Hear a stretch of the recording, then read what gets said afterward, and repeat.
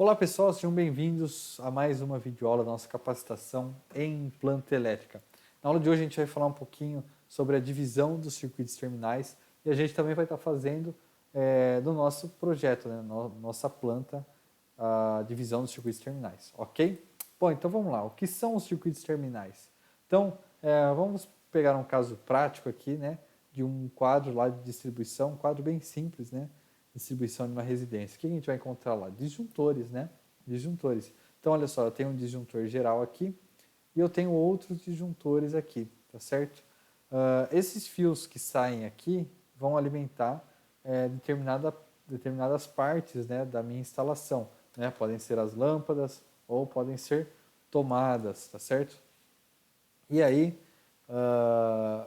cada um desses fios que saem aqui é o que a gente chama de circuitos terminais, tá certo? É o que vai levar a nossa energia para o nosso ponto de consumo, ok? E por que a gente tem que fazer essa divisão em circuitos terminais?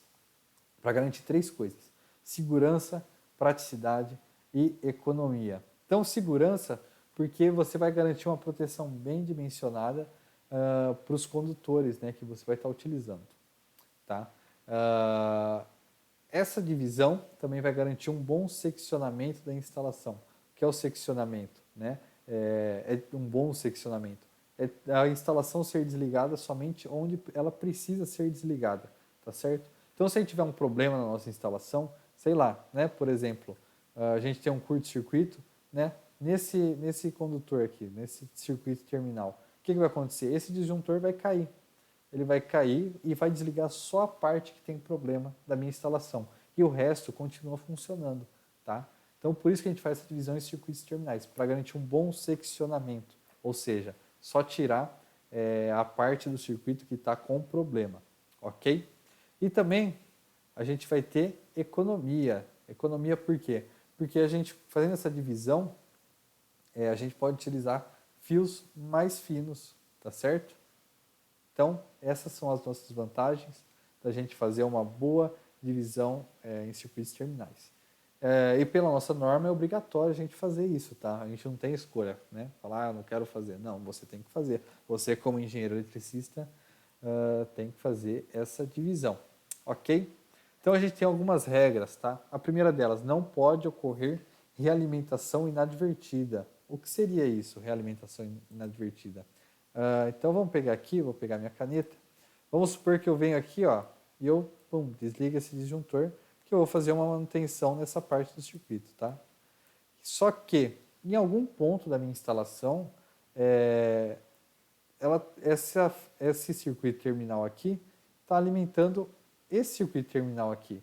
Isso é o que a gente chama de realimentação inadvertida. Então eu venho aqui, eu desliguei, mas ele vai continuar energizado por esse disjuntor aqui, tá? Então isso não pode acontecer nunca, tá? Então, para gente que é projetista, a gente nunca vai fazer isso, mas a gente tem que ficar de olho, né, em quem vai executar o nosso projeto, né? Para ele não estar cometendo algo desse tipo, um erro grosseiro desse, tá? Outra coisa, circuitos divididos por função. Então, como eu já tinha comentado antes com vocês nas últimas aulas, iluminação e tomadas não se misturam, tá? Circuito de iluminação é só para iluminação, circuito de tomada é só de tomada, tá? Tem alguns casos, tá, que podem ser misturados sim, tá? Mas são casos bem à parte, né? Tá lá na 5410, mas que a gente geralmente não vai estar trabalhando com eles na maioria dos nossos projetos, tá? Outro ponto que tem lá na 5410, circuitos de TUG, de copas, cozinhas, área de serviços, né, e locais análogos devem possuir um circuito independente das outras partes da casa. Ou seja, não vai pegar uma tomada da cozinha e pôr no mesmo circuito uma tomada da sala. Não pode, tá? Tomada da cozinha, circuito para tomada de cozinha, é só para esses locais aqui, copas, cozinha. Não vai misturar com sala, com quarto, com banheiro, que não pode, ok? O que mais nós temos? Limite de corrente, então, aproximadamente 10 amperes, né, como eu tinha comentado com vocês, para circuitos de tubo. Pode passar um pouquinho aí e tal, mas sempre ficar próximo dos 10 amperes, né? Ou seja, aí 1270 VA. para 127 e 2.200 para circuitos de 220 volts. Outro ponto importante, realizar o equilíbrio de potências nas fases em instalações bifásicas, bifásicas e trifásicas. Então, o que acontece? Né? A maioria dos circuitos de uma casa vai ser monofásico, né? Um ou outro vai ser bifásico e raramente a gente vai ter algum equipamento trifásico na nossa casa. Então, quando a gente pegou lá as potências, a gente vai ter que dividir, né? Vai ter que saber em qual fase vai estar ligado qual circuito. Tá? E a gente tem que deixar que quando a gente somar a potência de cada fase, elas têm que estar bem próximas. Tá? Então eu tenho que garantir que a potência instalada em cada uma das fases da minha residência estejam praticamente iguais. É muito difícil obter, né, 100% iguais. A gente tem que garantir o máximo possível, tá, dessa divisão de fases na minha instalação, nesse equilíbrio de fases na minha instalação. Então é isso, nós acabamos aqui a parte teórica e vamos fazer na nossa planta, vamos fazer lá com base no que a gente tem, tá? Então a gente tem aqui, ó, nossos circuitos, a gente já calculou, né, as potências de TUG, as potências de TUI, tá? E a gente tem a potência de iluminação. Então vamos fazer a divisão aqui, tá? Eu dei uma ajeitadinha aqui, né, fora da nossa aula, eu dei uma ajeitada na minha tabela, mas é a mesma tabela, tá? Eu não mudei nada. Então vamos fazer aqui uma tabela, ó. Circuito terminal, tá? Cada circuito terminal vai ter um número. Então vamos pôr aqui, ó, circuito terminal 1, circuito terminal 2, 3, 4. Eu não sei quantos a gente vai ter nessa casa, tá? Então vamos pôr aqui descrição. Descrição. E potência. Potência. É importante a gente colocar também a tensão, tá? E a gente pode pôr a corrente também dele. Essa corrente a gente vai usar depois para fazer o dimensionamento dos condutores, tá? Então já vamos deixar esse espacinho aqui para ele, ok? Vou aumentar aqui a parte de descrição. Tá. Então é o seguinte.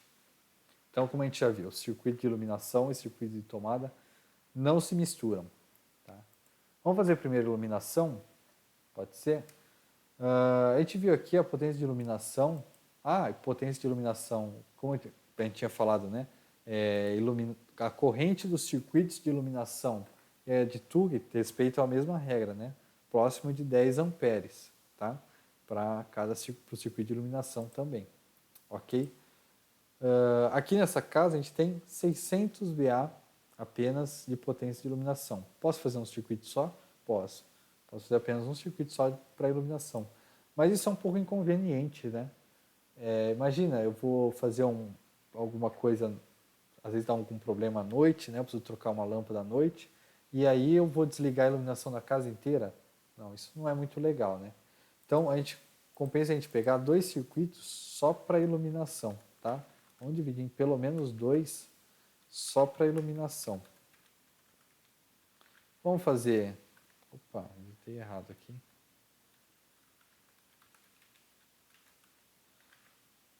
Agora a gente faz, como a gente tem 600 VA, vamos pôr 300 aqui e 300 aqui, tá certo? Mas iluminação de qual lugar? Vamos na nossa planta aqui.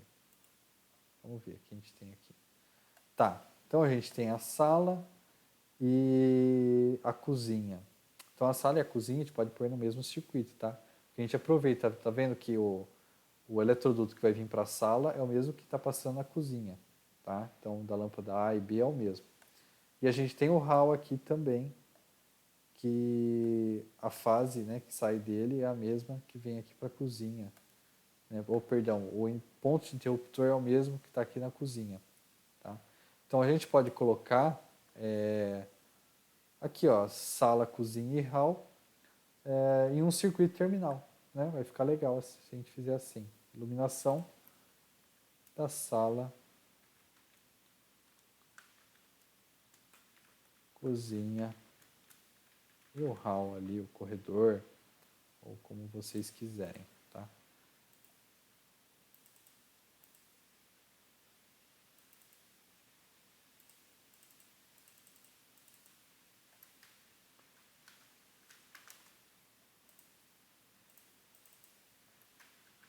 Acabou saindo aqui, iluminação.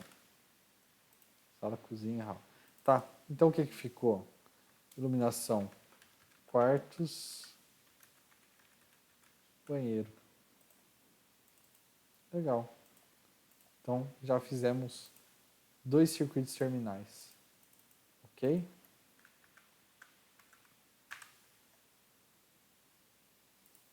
Entendi porque ficou esse espaço.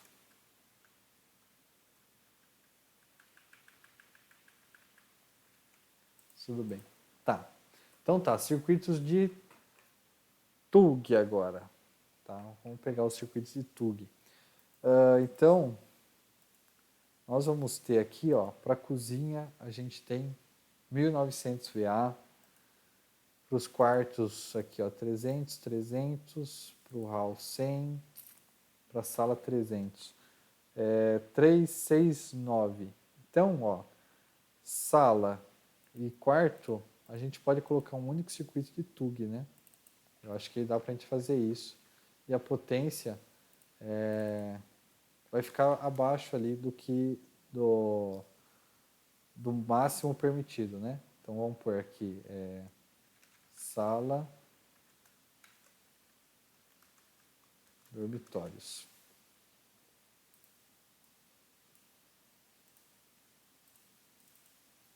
Aqui também. TUG. Opa.